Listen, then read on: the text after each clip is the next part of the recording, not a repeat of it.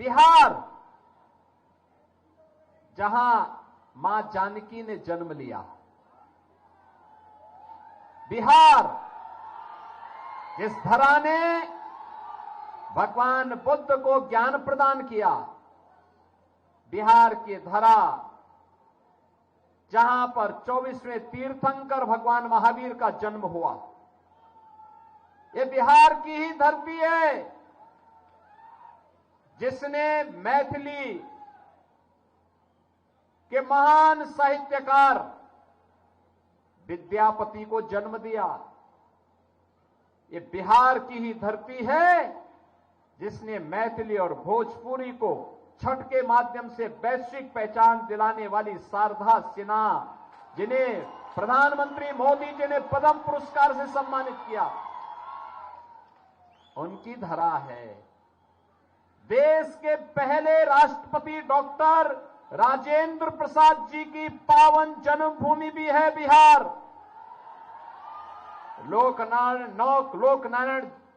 लोकनायक जयप्रकाश नारायण जी और जननायक कर्पूरी ठाकुर, जिन्हें प्रधानमंत्री जी ने गत वर्ष ही भारत रत्न देकर के उनकी सेवाओं को सम्मानित किया है, ऐसी पावन धरा को कोटि कोटि नमन करते हुए मैं आप सभी का अभिनंदन करता हूं।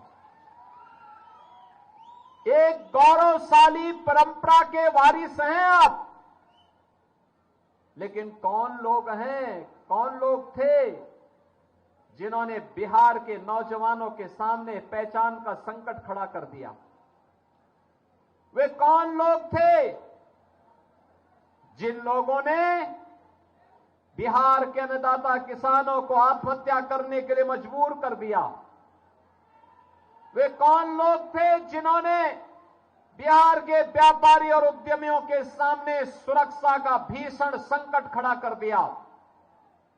कौन लोग थे जिन्होंने बहन और बेटियों की सुरक्षा में सेंध लगाने का काम किया था? ये वही लोग हैं। बहनों और भाइयों, आज बड़े बड़े घोषणाएं कर रहे हैं, लेकिन ये वही लोग हैं जिन लोगों ने आज महागठबंधन बना करके फिर से ठगी की अपनी दुकान खोल करके चुनाव के बहाने आपके बीच में आए हैं।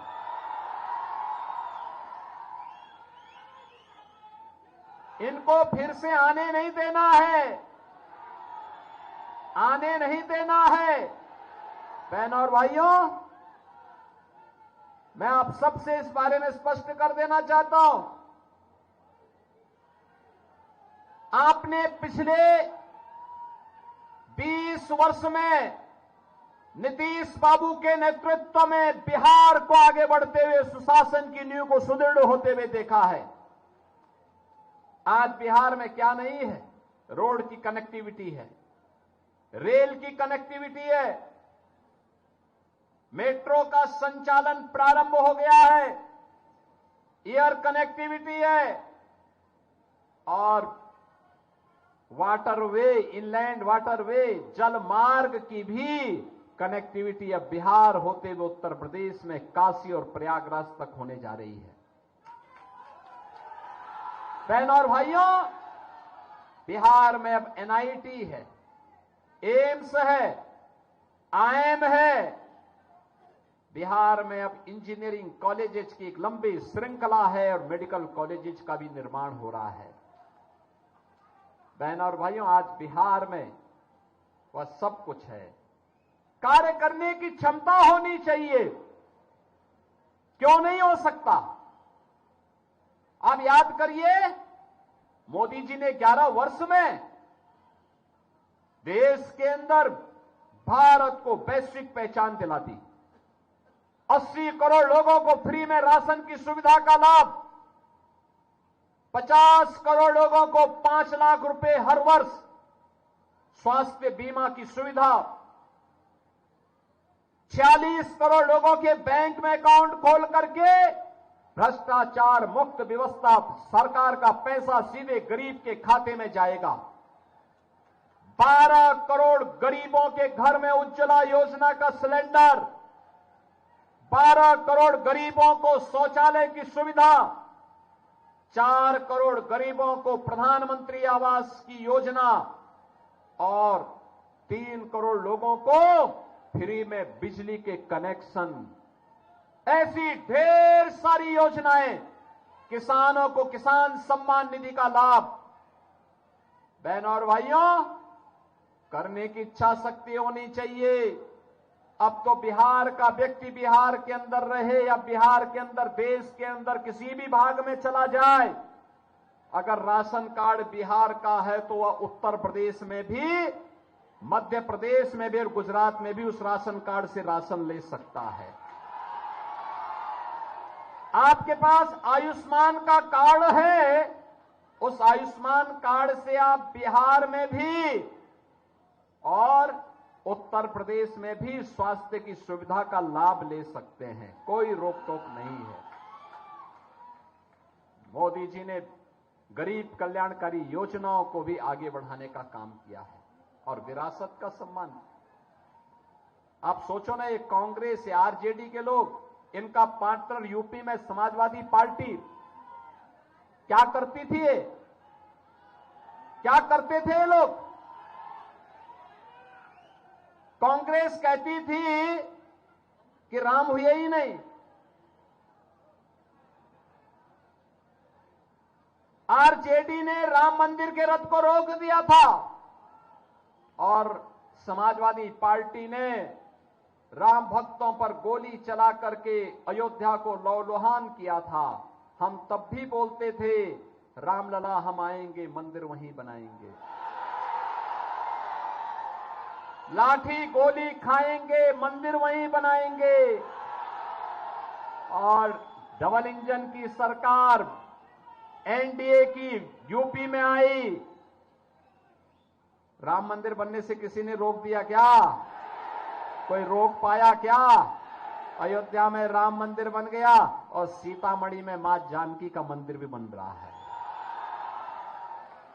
अब अयोध्या को सीतामढ़ी से जोड़ने के लिए, अयोध्या को सीतामढ़ी से जोड़ने के लिए अब एक कॉरिडोर बन रहा है। 6155 करोड़ रुपए मोदी जी ने वो भी दे दिए, काम प्रारंभ हो गया है। काशी में काशी विश्वनाथ धाम, कोई सोचता था उस संकरी गली में कुछ हो पाएगा? करने की इच्छा शक्ति होनी चाहिए, क्यों नहीं हो सकता? और बहनों और भाइयों, यही कहने के लिए आज हम लोग आए हैं, यही कहने के लिए आए हैं। हमें दुख था, यहां पर साल भर पहले यहां की एक बेटी जो वाराणसी में परीक्षा की तैयारी के लिए कोचिंग करने के लिए गई थी, उसके साथ एक दुखद घटना घटित हुई थी। हम उसकी जांच कर रहे हैं, एसआईटी गठित करेंगे और कोई दोषी होगा उसको सख्त से सख्त सजा दिला देंगे। बेटी का सम्मान होगा, हर बेटी को सुरक्षा मिलेगी और जो भी बेटी की सुरक्षा में सेंध लगाएगा उसका यमराज के घर के लिए टिकट कटवा देंगे। बहनों और भाइयों, आज सुबह में यहां आने के पहले, आज तो मुझे उपेंद्र कुशवाहा जी का स्नेह खींच के लेके आ गया, क्योंकि आज कार्तिक पूर्णिमा था तो मुझे था कि मैं लखनऊ में रहूंगा, लेकिन उनका फोन आया कि आना ही है। मैंने कहा मैं जरूर आऊंगा। और प्रातःकालीन सत्र में, बहनों और भाइयों, प्रातःकालीन सत्र में मैंने लखनऊ में एक आयोजन किया था। ऐसे ही जनता आई थी। एक माफिया जो बिहार को भी त्रस्त किया हुआ था, पूरा वाराणसी, गाजीपुर, आजमगढ़ और लखनऊ तक जिसका आतंक फैलता था, आरजेडी और सपा का वह शागिर्द था। उसने लखनऊ में डीजीपी आवास के सामने बड़ा महल नुमा आवास बनाकर के सरकारी जमीन और गरीबों की जमीन पर कब्जा किया था। जब डबल इंजन की हमारी सरकार यूपी के अंदर बनी, मैंने पूछा भाई ये किसने सरकारी जमीन पे कब्जा किया है? लोग उस माफिया का नाम लेने से भी डरते थे। मैंने कहा चिंता मत करो। और बहनों और भाइयों, हमने जमीन कब्जा मुक्त कराई, उसकी हवेली को धराशायी करवाया, और फिर वहां पर गरीबों के आवास बनाए और आज उन गरीबों को आवास उपलब्ध करवाने का काम मैंने प्रातःकालीन सत्र में किया है। सभी को आवास। बहनों और भाइयों, ये केवल एनडीए कर सकती है। बिहार के अंदर 1990 से 2005 के बीच कर रहा हूं कि एनडीए की डबल इंजन की सरकार बिहार का भी विकास कर रही है और देश का उत्थान करते हुए भारत को वैश्विक महाशक्ति के रूप में स्थापित कर रही है।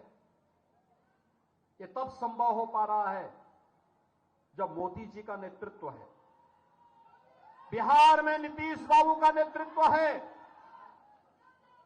5 पांडवों के रूप में बिहार के अंदर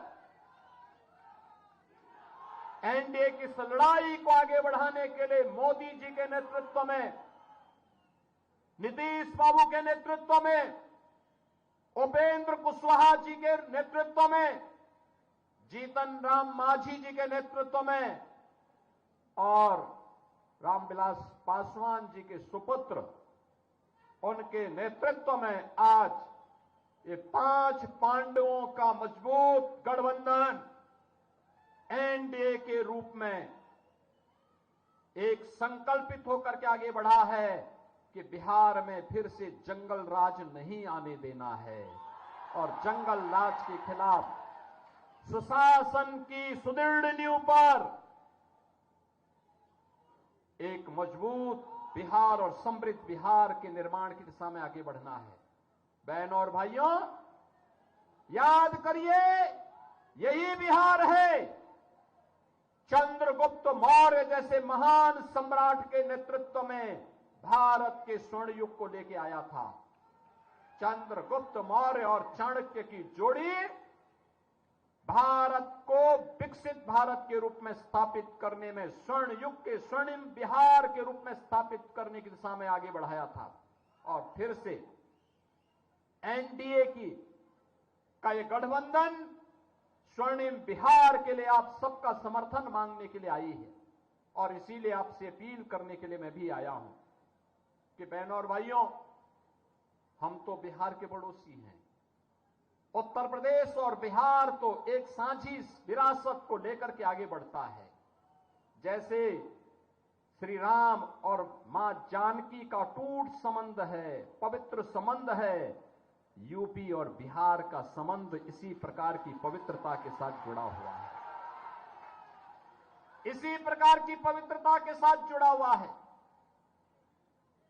सभी लोग मिलकर के आज उत्तर प्रदेश के अंदर, जैसे आपने देखा होगा, कानून का राज है तो सबको सुरक्षा है, सबको सम्मान है, सबके स्वावलंबन के लिए कार्य है, कहीं कोई भेदभाव नहीं है, कहीं कोई अराजकता नहीं है, विकास हो रहा है, निवेश हो रहा है, रोजगार का सृजन हो रहा है, हर तबका खुशहाल है और नौजवान मस्त है, माफिया पस्त है। ये उत्तर प्रदेश के अंदर आज आप देख सकते हैं, यही बिहार के अंदर भी करना है और इसी के लिए हम लोग आज यहां पर आए हैं श्रीमती स्नेहलता कुशवाहा जी के समर्थन में।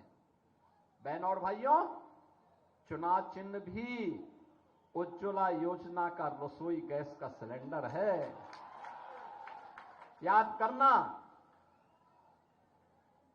यानी स्वस्थ ईंधन। इसके बगैर गृहस्थी चल ही नहीं सकती आगे और इन सभी कार्यों के साथ हमें जुड़ना है। बिहार के अंदर कल पहले चरण का चुनाव होगा और 11 नवंबर को यहां पर भी चुनाव होना है।